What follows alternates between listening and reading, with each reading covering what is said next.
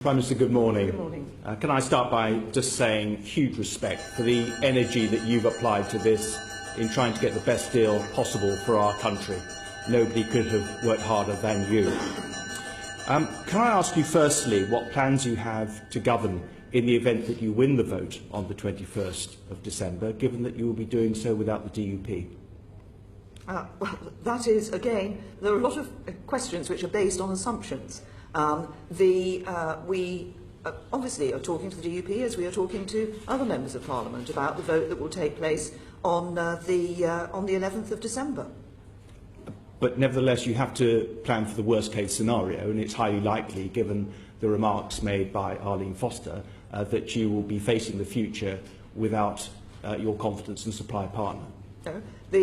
Actually, the DUP have themselves said that the confidence and supply agreement remains in place. I saw Arlene Foster and other representatives in the DUP, as I did Sinn Féin, Alliance, SDLP and the UUP when I was in Northern Ireland on Tuesday, and we discussed, yes, the concerns that the DUP have raised with some of the arrangements that are in the withdrawal agreement, and obviously there are some issues which, with which they're concerned, which fall to the UK government as a sovereign decision to consider our response to. So if you win on the 11th of December, you expect the DUP to continue much as they are at the moment in their support? As I say, they have said themselves that the confidence and supply agreement remains in place. Can you name a single trade agreement outside the Eurasian Customs Union that does not allow a party to the agreement to withdraw on notice other than the one proposed in the withdrawal agreement? Sorry, can I name a single trade? Do you say trade? Trade arrangement. Trade arrangement. Well, anywhere in the world which doesn't allow one party to withdraw on giving sufficient notice.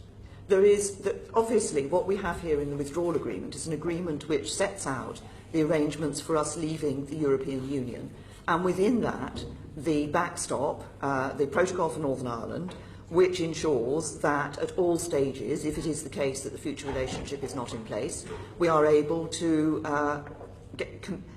continue to meet our guarantee to the people of Northern Ireland that there will be no hard border between Northern Ireland and Ireland. Within the withdrawal agreement, it is set out there are ways in which it is possible to end that backstop. Obviously, the best way is not to use it in the first place. The second is to get into the future relationship. There are alternatives. It doesn't have to be used, even when we haven't got the future relationship in place in time. But there are, we can ensure that there are arrangements in place. The key here is always ensuring that through the arrangements that we see in the withdrawal agreement, prior to the future relationship coming into place, which deals with this, that we deal with the commitment on but we cannot unilaterally withdraw from this arrangement. There isn't a unilateral withdrawal clause, but if you think about the nature of the insurance policy that the backstop is, this is about ensuring and committing to the people of Northern Ireland that there will be no hard border between Northern Ireland and Ireland. Yeah.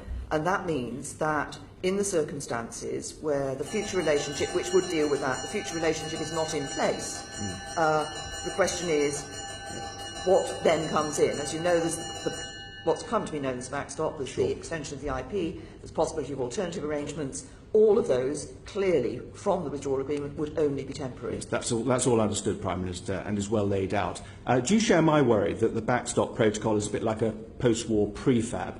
It's sold as temporary, it's built to last, and it's likely to outlive us all. No, I don't.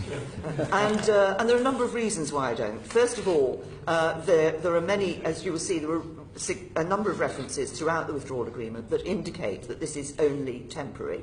One of those, of course, is the issue about Article 50, which cannot in itself, as a legal base, lead to a permanent relationship.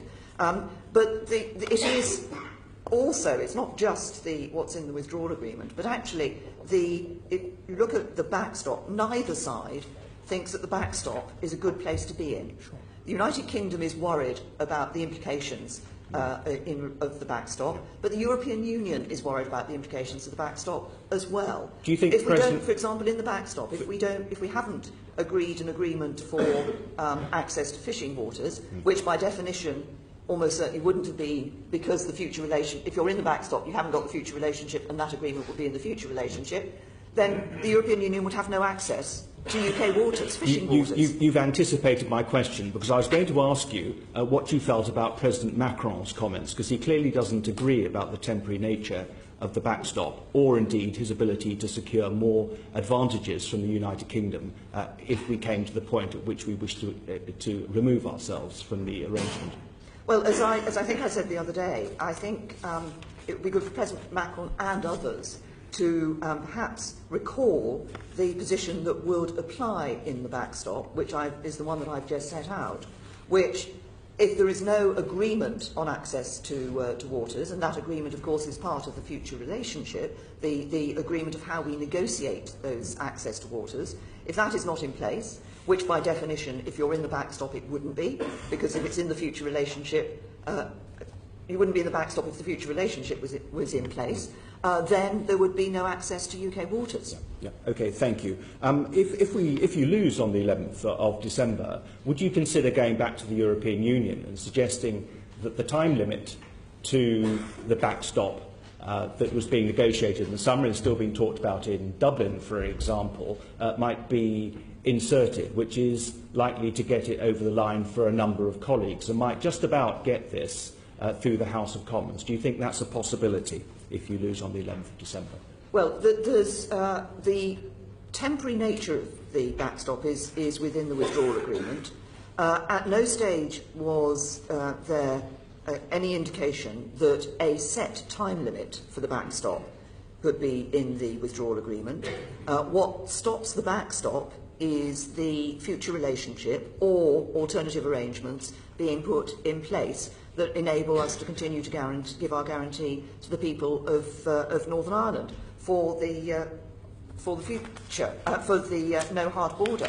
And indeed, the European Union has made clear that there's no deal without a backstop. And I mean, the Taoiseach just a couple of days ago made the point that you can't. I mean, he was talking about he wouldn't speculate on no deal. You can't avoid a hard border just through goodwill, political statements and wishful thinking. Actually, you need to have the agreements in place that enable that to take place. Thank you.